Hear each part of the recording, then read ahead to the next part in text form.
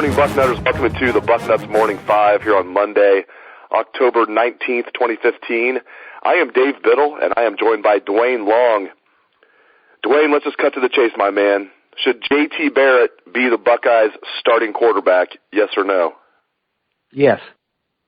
We've watched it for weeks now. He's more efficient. The offense runs better. It's crisper. It's the rhythm, the efficiency of the offense with Barrett in there cannot be denied. I loved the idea. I mean, the last 3 games of the season were magical. It was unstoppable. We're bombing the ball down the field, and then we're running up the middle when you back up to deal with that. It's just not coming together this year.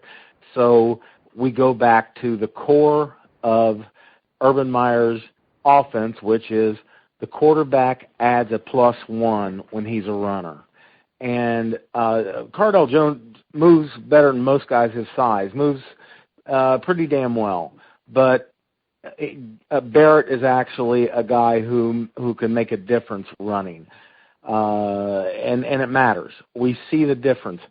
People were crashing down on Ezekiel Elliott with Jones in there because they weren't really that worried. Even if he got outside, he wasn't going to hurt him that much. Barrett turns up the field, and you may be getting ready for the kickoff. So the offense, when you look at Cardale Jones, put him in an NFL offense, protect him, and let him throw the ball down the field, he's the guy. But in this offense, J.T. Barrett, and it's what Urban Meyer has won 3 national championships with. So let's put Barrett in there, let him run it, and win a national champ. It looks like what's going to happen. I really see the difference with him in there. I could not agree with you more. I think you hit the nail on the head. The issue that I see, Duane, is this is not a fantasy football team. We're dealing with real human beings and real human egos. I can envision a scenario where Urban Meyer feels like J.T. Barrett is his best quarterback. In fact, I feel with every bone in my body that Urban Meyer feels like J.T. Barrett is his best quarterback. His actions prove that this past Saturday. I could see a situation where he sticks with Cardale Jones as the starter for these next 3 games, against Rutgers, Minnesota, and Illinois. I don't think he's going to stick with him necessarily against Michigan State and Michigan. But these next 3 weeks, or 3 of the next 4 weeks, the next 3 games, I could see Urban Meyer sticking with Cardale just to try and manage the egos. We'll get a chance to speak with Urban Meyer later today. He will have his press conference at 11:45 a.m. Give me your thoughts on that, Duane. Do you think that managing Cardale's ego, trying to still get him to the NFL, you think that might play a role here and Urban might stick with Cardale? Well, when you look at the opponents, I think it's possible, Dave. These are opponents that, especially with a confident team, and I think we're playing with more confidence, not that I think we go with Jones and stay with Jones, but just continue to do what we're doing right now and let him put together a better album to show the NFL at the end of the year. Yeah, I could see him absolutely doing that. You don't want to hurt this guy. This kid came back to school. Let's not forget about that.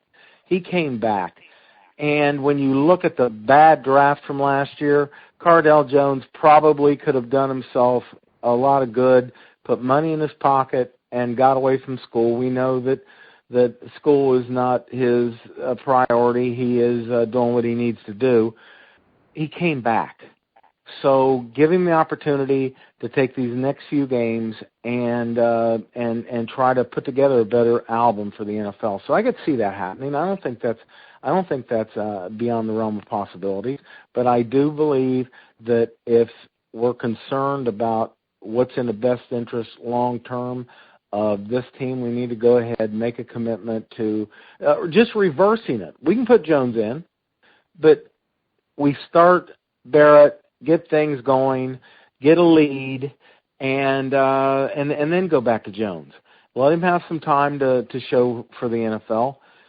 I think that's what I would do, is just reverse who's coming in where. I'd start Barrett and bring Jones in at times. But as you said, I think it's a possibility that they could decide, we're going to win these next 3 anyway. Let's leave Jones in there for now. And Duane, switching gears to recruiting, Buckeyes picked up a 4-star commitment yesterday. Running back Antonio Williams, young man from the state of North Carolina, was originally committed to Wisconsin. The Badgers felt they had their next great running back, and this is the Kareem Walker domino effect, of course. Kareem Walker, looking around, Ohio State says, okay, you're going to look around, we're going to look around, and they land Antonio Williams. My question for you, sir, you're very good at breaking down the film. I'm sure readers are curious about this. Give me your, compare and contrast Antonio Williams and Kareem Walker. Is one clearly better than the other? Is it pretty much a wash? How do you compare Antonio Williams and Kareem Walker, Duane? Kareem Walker, I still stand by the statement I made a long time ago that he's the best back I've seen at the high school level since Leonard Fournette. That does not mean that we didn't just land a great-looking football player. The kid does so many things right. He reminds me a lot of Raymond Harris in that he's a get-north back. He wants to get his shoulder square to the line of scrimmage and run hard. I love the way he finishes runs. He punishes defenders. I watched film of him. I didn't see him run out of bounds one time. He finished every run. He punished defenders who were trying to take him down. He always fell forward. He's a very physical back. He's got a good burst, the explosion you want, but he's a power back. He fits what Urban Meyer's trying to do with his power spread. I think it's a great get for the Buckeyes. I hope we can still keep Walker. That right there is the ultimate, is getting both of them. But if what we end up with in this running back class is just this kid Williams, be very happy. Yeah, we're losing a great back, but it isn't like we're just like, oh my goodness, we're replacing him with a 3-star. We are replacing Walker with one of the country's best backs, a guy who's going to fit what Urban Meyer wants to do in his offense. Leonard Fournette, you dropped that name on me, man. I was feeling pretty good about the trade, in my mind, the trade of Kareem Walker for Antonio Williams. You dropped Leonard Fournette on me. If Kareem Walker ends up being anywhere in that vicinity, that's a huge loss for Ohio State. But they haven't lost him yet. You look at the commitment list, it's not like Kareem Walker has decommitted and he's still considering Ohio State. He is still in Ohio State's class. He's still committed to Ohio State. But, Duane, let's be real. I feel like that ship has sailed with Kareem Walker. He told our Alex Gleitman on Friday that he wants to be the only running back in the class. Now Ohio State has Antonio Williams. I just feel like, and you are the best guy I know about cutting through the BS. It feels like the ship has sailed with Kareem Walker. Correct me if I'm wrong. I no longer have. It would be one of the big surprises to me. He does not seem like he really wants to go here right now. I'm not counting him in the class anymore. No, I really don't. There's no reason for all of this. He went on an adventure before, looking at other schools. Then he came back and said, no, I'm 100% committed to Ohio State. Now we're seeing this. I just don't have any faith that this is where he wants to be at this point.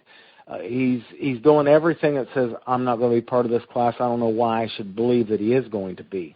The only thing I'm hanging on is he has not decommitted yet. Maybe that's only going to happen when he's decided on another school. But for right now, he's still saying he's a Buckeye, and we'll see what happens. I don't think that's going to continue. No, it's a hope. I would love to keep him, but I just don't. I don't believe it's going to happen. No. Great stuff as usual out of Duane Long.